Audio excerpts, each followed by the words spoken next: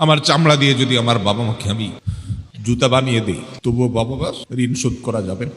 মসজিদে হারামে এক ব্যক্তি তার মাকে কাঁধে নিয়ে হজের মতো কঠিন কষ্টসাধ্য কাজ, একাই চলা যায় না হজে। কোথায় আরাফাত, কোথায় মিনা, কোথায় মুজদালিফা, কোথায় মক্কা, তওয়াফ, সাই, জমারাতে পাথর মারা, একই দিনে এত কাজ, মাইলকে মাইল হাঁটা, লক্ষ লক্ষ মানুষের ভিড় ঠেলে কঠিন কাজ। এর মধ্যে এক ব্যক্তি নিজের মাকে পিঠের উপরে কাঁধের উপর তুলে তিনি তওয়াফ করছেন। এক সাহাবীকে দেখে বলছেন, আমি আমার মায়ের হক নিশ্চয় আদায় করেছি। মানে তার মধ্যে আত্মতৃপ্তি আসছে যে এত কষ্ট যে মার জন্য করছি, মা আমাকে দুধ পান করিয়েছেন, গর্ভে ধারণ করেছেন, তো এই কষ্টের মাধ্যমে তো তার ঋণ অন্তত শোধ হয়েছে। ওই সাহাবী বললেন, না, হয় নাই। এটা সম্ভব না যে তুমি মার ঋণকে এভাবে তুমি কাঁধে নিয়ে 2, 4, 5 দিন 10 দিন কষ্ট করলে আর তার ঋণ শোধ হয়ে যাবে, সম্ভব না। আব্দুল ইবনে আব্বাস রাদিয়াল্লাহু তাআলা আনহু বলেছেন যে তুমি বাবার সামনে এরকম জামা ঝাড়া দিয়েছো যা ধুলা পরিষ্কারের জন্য, সামনে তোমার বাবা বসা ছিলেন, তুমি বেয়াদব। কারণ পৃথিবীর আল্লাহ রাসূলের পর সবচেয়ে বেশি তোমার শ্রদ্ধা পাওয়ার উপযুক্ত তোমার মা এবং বাবা।